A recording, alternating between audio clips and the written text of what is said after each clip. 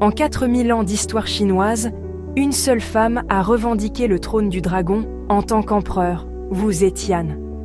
Dans un monde dirigé par les hommes, elle a brisé toutes les traditions, passant de concubine à souveraine absolue. Son histoire est celle de l'ambition, de l'intellect et d'une détermination impitoyable. Une légende qui défie encore nos idées de pouvoir et de genre. Wu Zetian est né dans le privilège en 624, son père étant un puissant fonctionnaire de la dynastie Tang. Contrairement à la plupart des filles, elle a été éduquée en politique, en littérature et en stratégie, des compétences qui la distinguaient. À 14 ans, sa beauté et son intellect l'ont menée au harem de l'empereur Taizong, mais elle n'était qu'une concubine parmi tant d'autres. Pour Wu Zetian, ce n'était que le début. Elle voyait le palais comme une échelle, pas une cage. Elle a vite appris que la survie dépendait de plus que la beauté. Elle exigeait ruse et ambition. L'intelligence de Wu Zetian a rapidement attiré l'attention de l'empereur Taizong. Elle est devenue sa secrétaire, obtenant un accès rare aux secrets d'État et à la stratégie politique. Pendant que d'autres s'ennuyaient, elle a appris l'art de gouverner et a tissé des alliances. Elle a également entamé une romance secrète avec le prince héritier, Li Ji, une relation qui allait changer son destin. Wu Zetian n'était plus une concubine oubliée.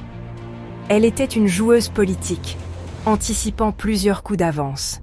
Son apprentissage à la cour l'a transformée en une stratège hors pair. À la mort de l'empereur Taizong, Wu Zetian fut envoyée dans un couvent, comme le voulait la tradition. Mais elle a maintenu un contact secret avec Li Ji, désormais empereur Gaozong. Contre tout précédent, il la fit revenir au palais, scandalisant la cour. Wu Zetian revint plus forte, regagnant rapidement la faveur de l'empereur et lui donnant un fils. Ses rivales la sous-estimaient. Elle était maintenant prête pour une ascension impitoyable. Le décor était planté pour qu'elle s'empare du vrai pouvoir. L'ambition de Wu Zetian visait l'impératrice elle-même. Elle orchestra la chute de l'impératrice Wang et de la consort Xiao, utilisant la ruse et peut-être des intrigues mortelles. Des accusations d'infanticide et de trahison tourbillonnaient. Certains disent que Wu Zetian a piégé ses rivales en sacrifiant son propre enfant. L'empereur, convaincu, déposa sa femme et éleva Wu Zetian au rang d'impératrice. Sa vengeance fut brutale. Ses rivales furent exécutés dans une démonstration d'autorité impitoyable. Le message de Wu Zetian était clair. Elle ne tolérerait aucune opposition. Elle avait revendiqué le trône, mais à un coût terrible. Wu Zetian devint le véritable pouvoir derrière le trône, imposant respect et crainte à la cour impériale. À mesure que la santé de l'empereur Gaozong déclinait, elle prit les rênes, nommant des fonctionnaires compétents et lançant des réformes pour renforcer l'empire. Sous son autorité, les frontières s'étendirent et la prospérité grandit, mais la loyauté absolue était exigée. Wu Zetian prouva qu'une femme pouvait gouverner l'empire, brisant les conventions et marquant l'histoire de la dynastie Tang.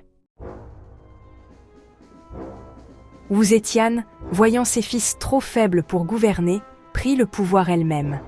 Elle élimina ses rivaux, utilisa la police secrète et devint la seule femme empereur de Chine, fondant la dynastie Zhou. Pour légitimer son règne, elle s'appuya sur la prophétie bouddhiste et encouragea la culture, ouvrant les examens impériaux à tous. Son héritage, mêlant grandeur et autorité sans pitié, continue de fasciner l'histoire chinoise. Dans ces dernières années, le jugement de Wu Zetian fléchit, affaiblie par l'âge et la maladie, elle devint de plus en plus dépendante de ses proches conseillers. Elle favorisa les frères Zhang, deux jeunes courtisans ambitieux, ce qui provoqua la jalousie et la méfiance au sein de la cour impériale, isolant davantage l'impératrice. En 705, des fonctionnaires inquiets de la décadence du pouvoir organisèrent un coup d'État audacieux. Ils exécutèrent ses favoris et la forcèrent à abdiquer, mettant brutalement fin à son règne. La dynastie Tang fut restaurée et Wu Zetian, désormais déchu, mourut dans l'isolement et la solitude, loin de la splendeur de la cour. Sa tombe porte une stèle vierge, un monument énigmatique. Était-ce un honneur silencieux, une condamnation ou un défi lancé à la postérité? Les historiens débattent encore aujourd'hui. Wu Zetian fut-elle une tyran impitoyable ou une visionnaire qui transforma la Chine et ouvrit la voie à de nouvelles possibilités? Son règne nous force à nous interroger. Qui écrit l'histoire? Et comment le pouvoir caché des femmes façonne-t-il le récit collectif de notre passé? L'histoire de Wu Zetian perdure, aussi complexe, fascinante et extraordinaire que la femme elle-même, invitant sans cesse à la réflexion.